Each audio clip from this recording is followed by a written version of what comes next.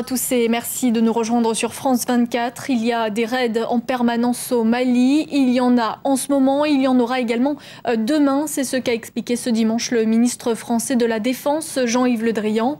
L'armée française en est à sa 3e journée d'intervention dans le pays. Elle a conduit aujourd'hui des frappes aériennes, notamment près de Gao. 4 jets français tels que celui-ci ont détruit ce dimanche des camps d'entraînement et des dépôts logistiques près de Gao. Des bombardements auraient aussi eu lieu à Léré dans le nord-ouest du Mali, comme à l'est près de Douenza où des cibles ont été atteintes. Selon le ministre français des Affaires étrangères, l'avancée des islamistes vers le sud du Mali a été stoppée et pas seulement à l'aide d'avions de combat.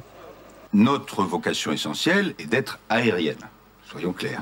Maintenant, soyons aussi précis techniquement. Pour que les frappes touchent leur cible, il faut qu'il y ait un certain nombre de correspondants au sol. La ville de Konna est désormais sous le contrôle de Bamako. Selon l'armée malienne, une centaine de combattants islamistes a été tués durant le combat, dont un lieutenant d'Ansardine Abdelkrim, surnommé Kojak. Côté malien, on dénombre plusieurs morts et des dizaines de blessés. Un mort français est aussi à déplorer, le lieutenant Damien Boiteux. Une force ouest-africaine est par ailleurs sur le point de se déployer. Le Nigeria devrait envoyer 600 soldats, le Burkina Faso, le Niger, le Sénégal et le Togo 500 chacun, et le Bénin en a promis 300. Côté logistique, le Mali bénéficie aussi de l'aide américaine avec des drones de surveillance. Le Royaume-Uni a quant à lui prêté des avions de la Royal Air Force à la France. La France nous a demandé un soutien logistique, mais finalement, les forces de stabilisation nécessaires au Mali, nous pensons, devraient être à la fois maliens et puis africains. On ne sait pas encore de quelle manière la force ouest-africaine se déploiera aux côtés de l'armée malienne et des forces françaises. Ces dernières se sont renforcées ce samedi et comptent désormais au moins 550 soldats.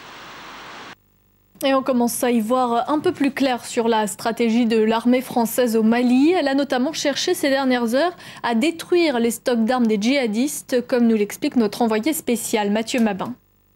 D'abord, ce sont les réserves de carburant qui ont été attaquées, privant les islamistes, les groupes armés islamistes de leur mobilité.